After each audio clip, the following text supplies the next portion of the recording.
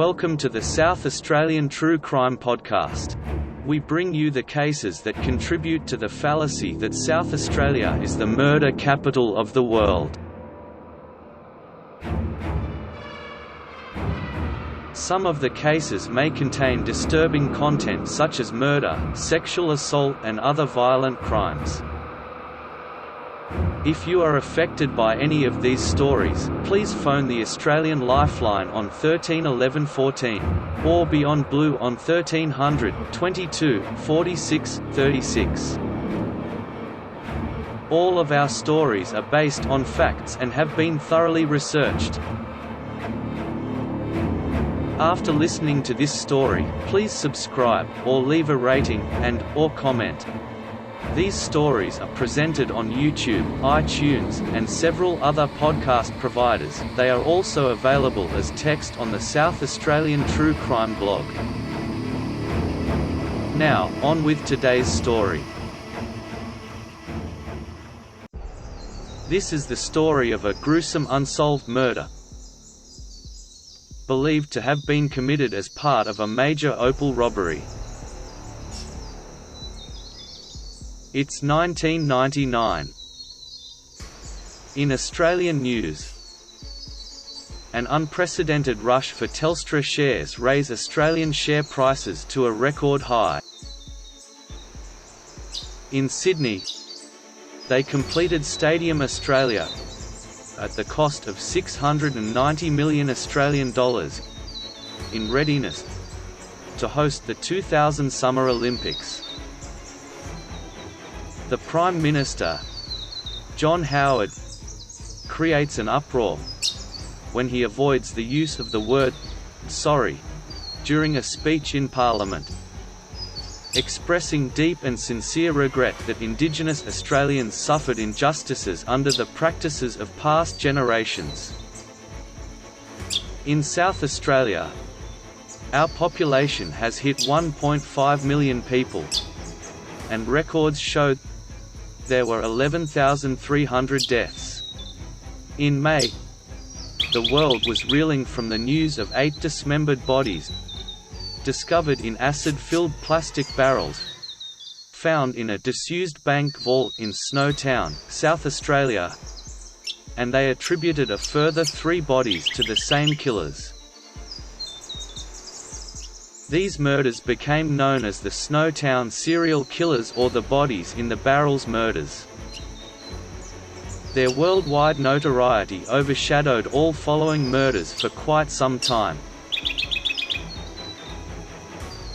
On Monday, the 16th of August of the same year, Franco Murat, a 60-year-old French national, was asleep in his Prospect Road Blair Athol residence. Somehow, he had a pillowcase placed over his head, accelerant poured over him, and then set alight. This much of this story is indisputable. The rest is up for interpretation and who you believe.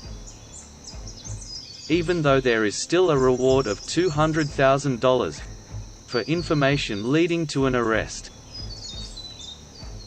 This is where the story twists. First, we need to go back to early 1939. Sardinia, Italy. Franco was born to a Swiss mother and an Italian father. As World War II broke out, Franco's mother smuggled newborn baby Franco and his older brother over the border into neutral Switzerland. But Franco's older brother died on the trip. Even in neutral Switzerland, Franco grew up hard. As a teenager, Franco made a living as a professional boxer, until a friend talked him into joining the Italian army as a commando. About 4 years into his army career, Franco had saved up enough money to purchase one of the first Lamborghinis to roll off the production line. He had only owned the car for 5 days when a fellow commander asked to be taken for a drive in the exotic sports car. Franco, showing off, drove at top speed and ran the car sideways into a building, killing his passenger. Franco ended up spending some time in jail for manslaughter for the driving offense. While incarcerated, Franco was assigned to the kitchen, where he cooked meals for fellow prisoners. On his release, he took up as a chef, and it wasn't too long before he met and married a Swiss girl by the name of Rina. They had 3 children: Francis, Sebastian, and Nicholas, and in the early 70s, the family immigrated to South Australia. The family lived in several houses over the next few years, but no single house for very long. Franco had become more and more violent and abusive to both his wife and children. His eldest child, daughter Frances, fled overseas as soon as she turned 18, never to return. The middle child, son Sebastian, moved to Queensland and took up a sports career including world champion freediving. The youngest son, Nicholas, was the only person who would stand up to him. Unfortunately, it wasn't long before Rina left and divorced him. All the time he lived in Australia, it was known, Franco went opal hunting whenever possible, and family members believed he had quite a collection stashed away. This is where the story takes a bitter twist, depending on who you believe. On the 15th of August, Franco phoned his ex-wife and threatened to shoot and kill her if she didn't return to the family home. She didn't return.